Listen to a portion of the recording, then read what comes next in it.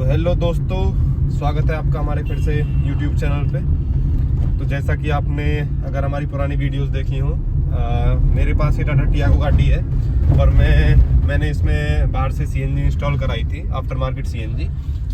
तो उसके बारे में मैंने कुछ रिव्यूज़ वगैरह अपने चैनल पे डाले हुए हैं। बट आज का रिव्यू CNG से रिलेटेड बिल्कुल नहीं है, मतलब CNG का कोई रिव्यू नहीं है गाड़ी का, बट हाँ CNG से रिलेटेड ही है। क्या क्या आपको दिक्कतें हो सकती हैं वो सारी चीज़ें मैं आज आपको बताऊंगा।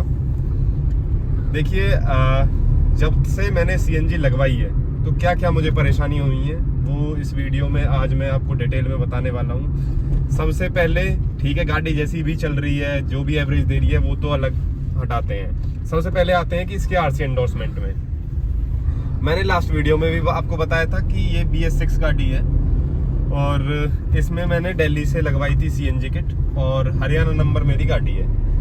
तो सबसे पहली प्रॉब्लम ये आई कि हमें जब हम RTO में जाते हैं हरियाणा नंबर गाड़ी पे RC को इंडोर्स कराने, तो जो बिल मांगा जाता है हमसे, GST बिल जिसको बोलते हैं, वो हरियाणा का ही होना चाहिए। अगर आपका दिल्ली का बिल है तो वो आपकी RC पे इंडोर्स करके नहीं देंगे, ठीक है।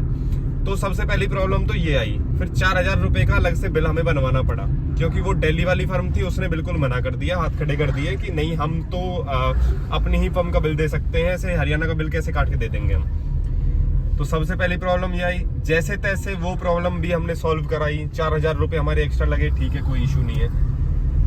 अब उसके बाद दूसरी प्रॉब्लम कि इंश्योरेंस पे वो चढ़वानी है CNG, क्योंकि अगर बिना इंश्योरेंस के आप चलाते हो, खुदा ना खास्ता कभी आपको कोई दिक्कत हो जाती है तो आपको इंश्योरेंस नहीं मिलेगा। तो फिर इंश्योरेंस पे चढ़वाने के लिए, अब ये मेरी नई गाड़ी थी, इसमें 3 साल का मुझे कंपनी से इंश्योरेंस मिला था, जो थर्ड पार्टी इंश्योरेंस होता है, और जीरो डेप्ट मैंने अलग से करवाया हुआ था। तो अब ये प्रॉब्लम हो रही है कि पहले थर्ड पार्टी पे चढ़वाओ इंश्योरेंस पे CNG को, उसके बाद ही वो जीरो डेप्ट पे चढ़ेगी, अदरवाइज नहीं चढ़ेगी। अब वो आपकी ऑनलाइन वगैरह चढ़ ही नहीं सकती, वो पहले आपको वहां पे जाना पड़ेगा एजेंसी में, वही आपकी, क्योंकि उन्होंने ही आपका इंश्योरेंस बनाया होता है, तो वही आपका CNG भी वही चढ़ा के देंगे थर्ड पार्टी पे। फिर थर्ड पार्टी पे चढ़वाने के बाद फिर आप उसके पास जाइए जिससे आपने जीरो डेप्ट की पॉलिसी ले रखी है, फिर वो आपके चढ़ा के देगा। मतलब इतनी परेशानियां हो चुकी हैं। अगर कोई भी बंदा वर्किंग है, जो जॉब करने वाला बंदा है, उसके पास टाइम कहाँ होता है भाई इतना।